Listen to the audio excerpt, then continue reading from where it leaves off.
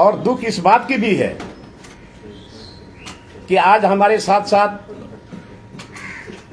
माननीय चमरा लिंडा जी भी, वो भी इंडिपेंडेंट चुनाव लड़े, लेकिन हमारे तरफ कार्रवाई हुई और हमारा मेंबरशिप खत्म कर दिया। और चमरा लिंडा पर किसी भी तरह की कोई कार्रवाई नहीं हुई। ये आखिर क्यों ऐसा हुआ? क्योंकि वो भी इंडिपेंडेंट लड़े हैं, मैं भी इंडिपेंडेंट लड़ा हूं। मेरे ऊपर दल बदल का कानून का ही लोग लागू किया और ये 10 शेड्यूल में आता भी नहीं है। ये आश्चर्य की बात है। और चमरा लिंडा को एक भी नोटिस भी नहीं किया गया। नोटिस तो हमको भी नहीं किया गया। अगर बजाबता ठीक है भी इसका डिसीजन होता है, उसमें माननीय गुरुजी जो हमारे पार्टी के सुप्रीम में है उसका अनुमोदन होता, तब इसके बाद कुछ होता। लेकिन ये सब कुछ नहीं हुआ। और एक तरह से हम समझते हैं ये बिल्कुल दबाव में किया गया है, पार्टी के दबाव में किया गया है, स्पीकर को दबाव दिया गया है और आनंद फानन में हमारा मेंबरशिप इन लोगों ने खत्म कर दिया है। दुख इस बात की है। तो भाई एक आदमी को फांसी दोगे, एक आदमी को एक जरा सा चुभन भी नहीं लगेगा, ये तो बहुत गलत बात है। और हम समझते थे कि आज तक जितने स्पीकर बने सबसे कमजोर इम्पार्शियली नहीं है। अगर इम्पार्शियली होता तो ऐसा कदम नहीं उठाता। चलिए उसको छोड़ दीजिए, कोई बात नहीं। लेकिन मेरा सवाल जो है, जो जनहित का मुद्दा हमने उठाया है, हमने क्वेश्चन दिया है, उसका क्या होगा? और इसीलिए हमने माननीय हाई कोर्ट में अपील किया है। और हमको लगता है कि कम से कम सदन के अंदर में जाने का मौका हमको निश्चित तौर पर मिलेगा, जो कि जनहित का मुद्दा हमने उठाया है। आज ऐसा मुद्दा है जो आज यहाँ के लोगों के लिए जो अधिकार है वो भी उसको प्राप्त नहीं हो रहा है। और आज यहाँ पर CNT एक्ट, SPT एक्ट, आस्था नीति, नियोजन नीति, पैसा एक्ट गैर सरकार संकल्प में हमने डाला है। पहले बार माननीय मंत्री उरांव साहब, उन्होंने जवाब दिया था कि आपका सवाल बहुत ही जेन्युइन है और हम भी आदिवासी मंत्री हैं, हमको भी लगता है सही में आपका जवाब बिल्कुल सही है। और इसीलिए इसको हम 30-40 दिन के अंदर में इसको हम लागू करेंगे। प्रोसीडिंग में है अभी भी। मैं चैलेंज के साथ कहता हूं कि आज पैसा एक्ट लागू नहीं होगा, जिसके चलते आज यहाँ का लोगों का जमीन और लोगों का जो अपना गांव का जो अधिकार है, पंचायती गांव का जो अपना पारंपरिक व्यवस्था है, वो खत्म हो गया है। तो दुख इस बात की है। और उसके साथ साथ ये आज कहीं कहीं हल्का फुल्का बारिश हो रही है, बहुत कम जगह रोपा हुआ है। और आज यहां से किसान लोग, गरीब लोग पलायन कर रहे हैं और ये सरकार आराम से कान में तेल डालकर के सोई हुई है। आज इतने लोग पलायन कर रहे हैं, कौन है इसका जिम्मेवार? और एक तरफ से सरकार कहती है कि एक मैंने 100 दिन का काम हम उसको देंगे। गांव का गांव खाली हो रहा है, कहीं खेती नहीं हुआ। अगर कहीं हुआ भी है, खेत में धान रोपाई भी हुआ है, वो सूखा पड़ा हुआ है, लेकिन सरकार अभी तक सोई हुई है। ये आश्चर्य है, किसके लिए सरकार बनी है? आज यहाँ के लोग, आज काम नहीं मिल रहा, लोग पलायन कर रहे हैं, कौन रोकेगा उसको? और इधर से आप तरफ कहते हैं कि हम काम दे रहे हैं, रोजगार दे रहे हैं। शर्म आनी चाहिए सरकार को। और उससे और अभी हमको सुबह में खबर मिली,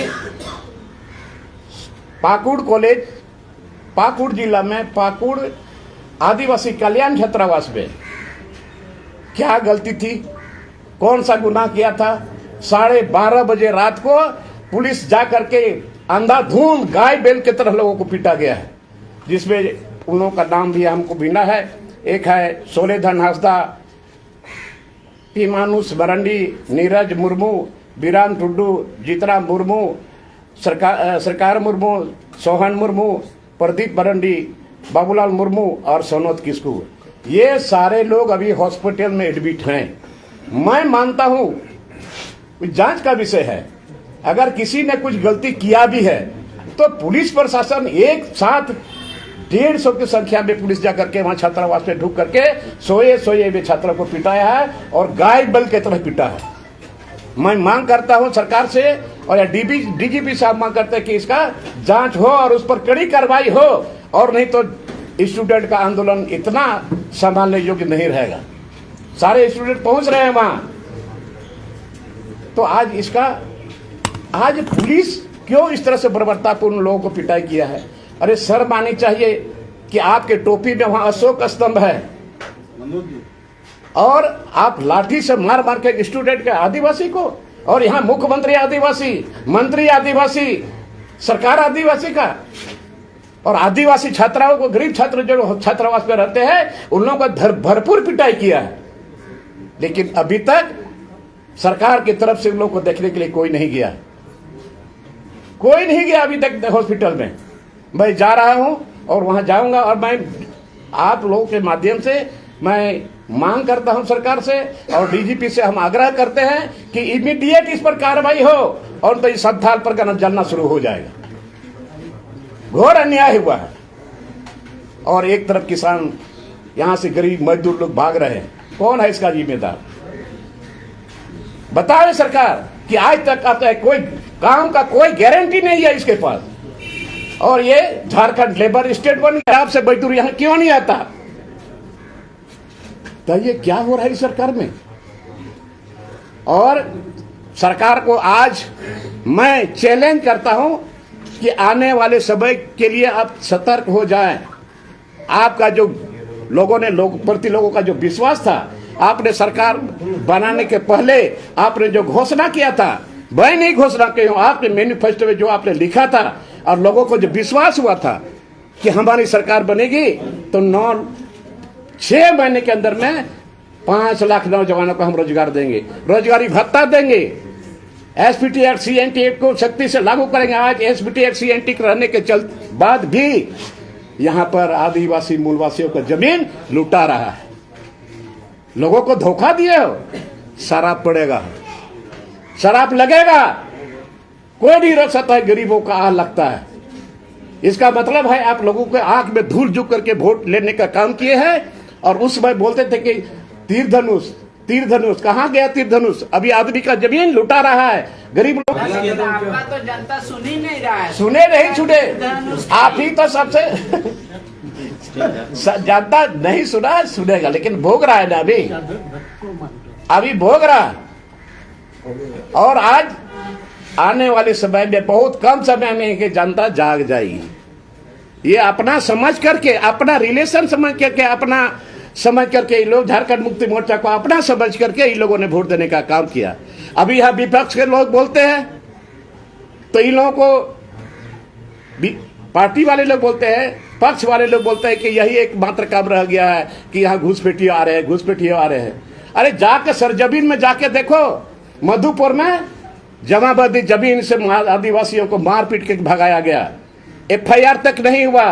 अभी पाकुड़, अरे वोट के टाइम में चिल्लाते हो हम आपका आदमी है, हम आपका आदमी है, तीर धनुष हमारा है, लेकिन अभी कहां चला गया इतना इतना आदिवासी को जमीन लुटा रहा है।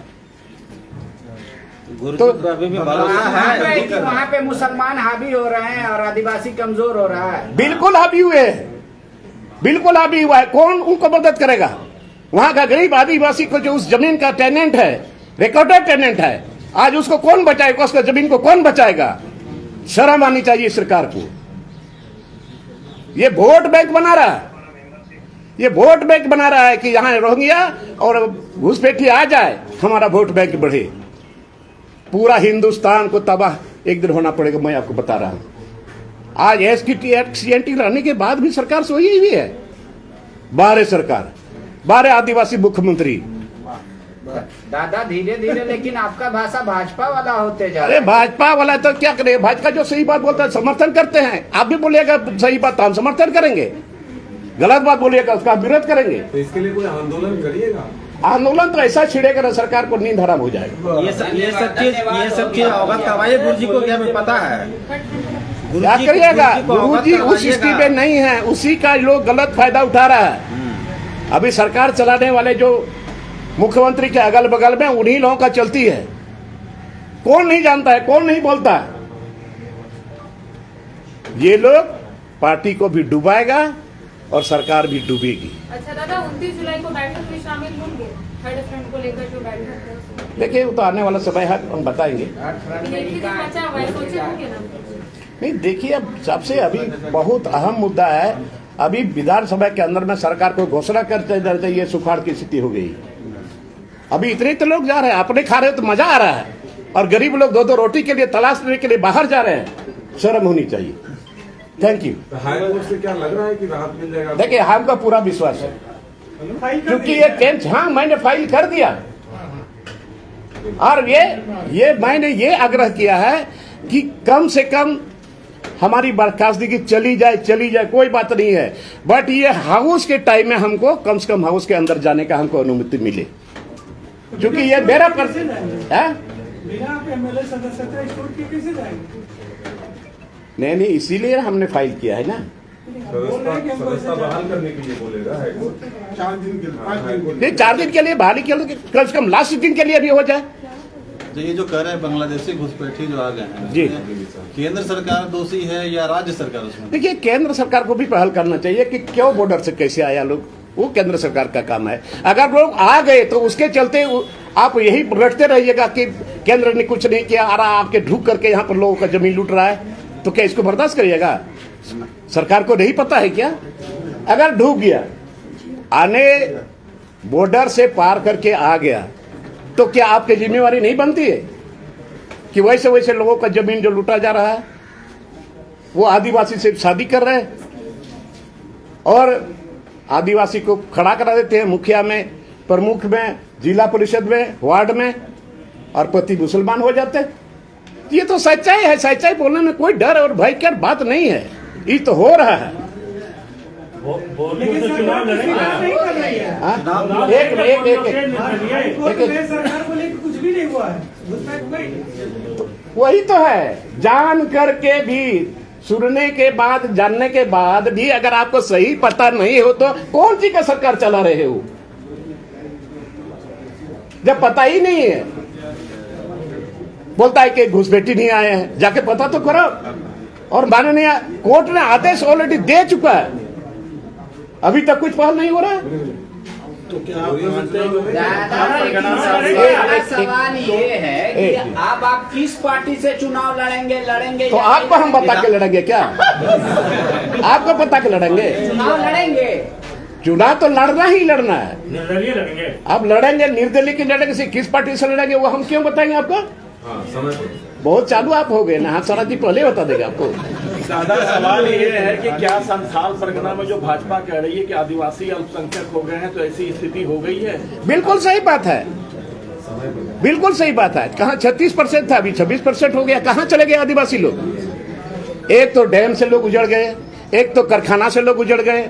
अभी ECL, CCL, BCCL में जाके पता कर लीजिए। सरकार का काम है, मैं कहता हूँ सरकार का काम है वैसे वैसे आदिवासी को खोजे जिसके जमीन के अंदर में कोयला था, बहुत तरह का माइंस था। आज वो लोग विस्थापित होकर कहाँ चले गए?